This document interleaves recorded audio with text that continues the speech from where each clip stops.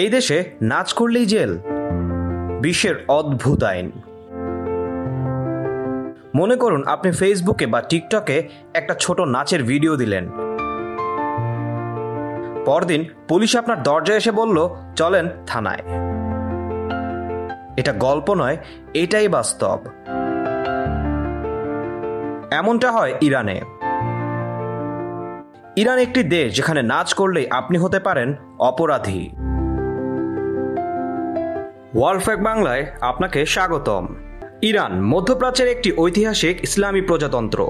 এই দেশে ইসলামিক শরিয়া আইন অনুযায়ী জীবন পরিচালিত হয়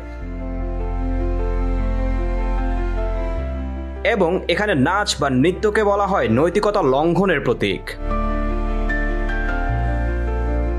ইরান সরকার মনে করে নাচ নারীকে অশ্লীলতা ও পশ্চিমা সংস্কৃতির দিকে ঠেলে দেয়।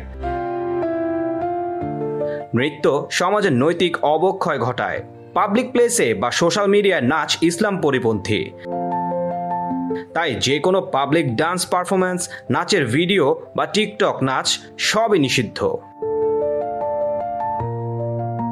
2018 সালে 17 বছরের এক কিশোরী ইনস্টাগ্রামে হিজাব ছাড়া নাচের ভিডিও দিয়েছিল।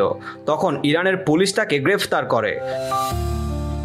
শুধু তাই নয়, লাইভ টিভিতে কান্না করে ক্ষমা চাইতেও বাধ্য করা হয়। এই ঘটনাটি বিশ্বব্যাপী ভাইরাল হয়ে যায়, কিন্তু ইরান নিজের অবস্থানে অটল থাকে। মেয়েরা নাচতে পারবে না, ছেলেদের সাথেও পারফর্ম করতে পারবে না। কোনো নারী ডান্স টিউটোরিয়াল দিলে বা শিখিয়ে দিলে তারও শাস্তি হয়। আসুন এবার জেনে নেই ইরানের নাচ বিষয়ে কি কি নিষিদ্ধ। 1. স্ট্রিট ডান্স করা নিষেধ। 2. সোশ্যাল মিডিয়ায় নাচের ভিডিও দেওয়া নিষেধ। 3. পাবলিক ইভেন্টে ডান্স পারফর্ম করা নিষেধ। 4. এমনকি বন্ধুর বাসাতেও গ্রুপ ডান্স করলে কেউ যদি রিপোর্ট করে তাহলেও সমস্যা হতে পারে। আপনি যদি নাচকে বিনোদন বা আনন্দ মনে করেন আর ইরানে সেটা করতে চান, তাহলে আপনার হতে পারে জেল কিংবা জরিমানা, কেননা ইরানে এটা একটা অপরাধ।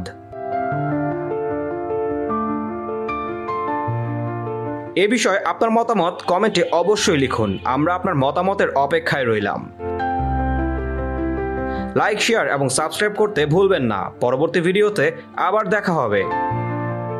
আপনার মূল্যবান মতামত জানাতে ও ভবিষ্যতে কোন দেশের কেমন ভিডিও দেখতে চান তা কমেন্টে শেয়ার করুন। আমরা আপনার পছন্দ মতো ভিডিও বানানোর সর্বোচ্চ চেষ্টা করি। আপনার দিনটি সুন্দর হোক। ভালো থাকুন, সুস্থ থাকুন।